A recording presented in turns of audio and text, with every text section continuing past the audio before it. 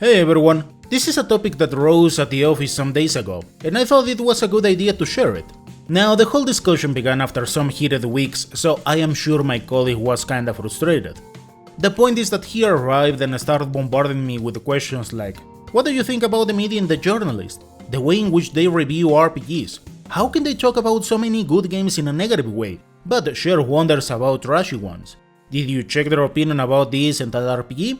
What is your opinion about reviewers who do not finish their games? Yada yada. Yep, the list of questions was quite big, and you had me like Patrick trying to keep everything in mind, but the inevitable happened. The thing is that right away I told him, it's been a good number of years since I don't see a review by the media, since somewhere around 2010 if I am not mistaken, and the deal is that I had some similar issues as him, questioning if they were worth checking out and so on. What I didn't like is that sometimes they felt kinda pretentious. And yeah, young me had no idea what was a job, but until a couple of years later. I mentioned the job topic because until you see one of those unending contracts, is that you let sink part of the issue here. And if you wonder why I stopped watching reviews kinda late, it's because here in Mexico there weren't that many options. But that is a discussion for another video. Call me ignorant, but I am almost sure they do not have the entire freedom to choose which video games they wanna play or the number of hours to play them. I say it like that because I knew about a couple of friends who worked on something like that. One played random games while the other was a seller. And putting myself in their shoes, that would be like a torture. I mean, imagine that you have to play or sell something you don't like. If that were my case with FIFA, for example, I would have ended up throwing the console out of the window. Okay, the same principle applies the other way around. Maybe they don't wanna play RPGs. If memory works well, there were some negative takes about JRPGs plenty of years back. It was like, Western RPGs are superior. There's no need to play these trashy Japanese games, and that was pretty much the review. So once you switch a hobby for a job, something you do for a living, things change. There is always that one character who goes above and beyond, but it is also true that there is that one who has no aptitude and or attitude to play a game. These are two clear examples. Platformers and shooters aren't for everyone. And the deal is that once there is a predisposition to a negative attitude because you're not enjoying the journey, chances are that you are going to talk negatively about those games. So, there is no real purpose. On this same line, I believe something similar happens with some questionable games, where maybe they have to throw some roses because there is money in between. And we all know that we have to be good partners, hence the pretentious feeling about those reviews. By this point it is fair to mention that we have to be quite naive to think they finish each game they talk about. Think about it, the RPG genre is the one that takes the most time in general. There are some games that last for something like 60 to 100 hours, and that's just finishing the main game. Add those entries that have unending post-contents and congratulations.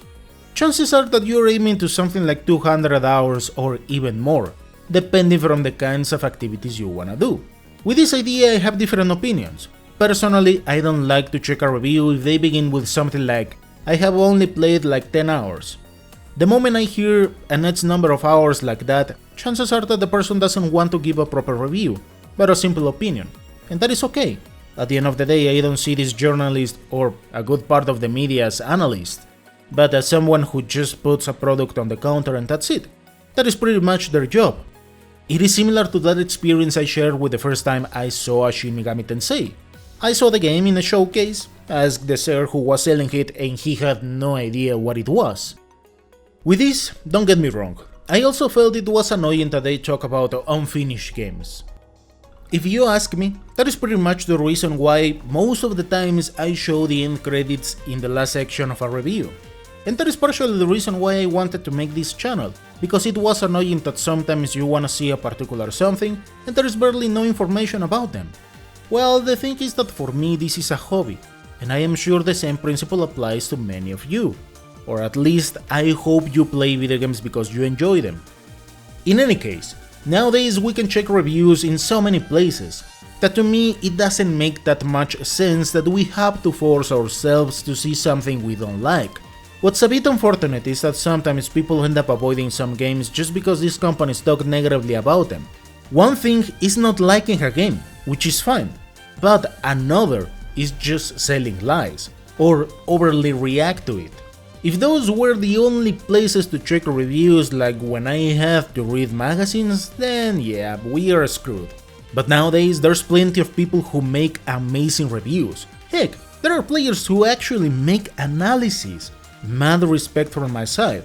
But that is also partially the reason why they focus on a specific something. Think about it.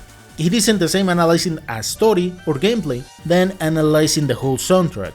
Like yeah, here we can see some easy partitures, where we can find XYZ techniques, and the modes that were used somewhere around those years, and that is the reason why this track gives you the vibe that you're being chased, etc, etc. Always remember that you do not have to consume something you don't like, pretty much as the Switch 2 keycards. Well, the same idea goes for a journalist or some parts of the media. I hope you found this video informative. Thank you so much for watching, and I'll see you next time.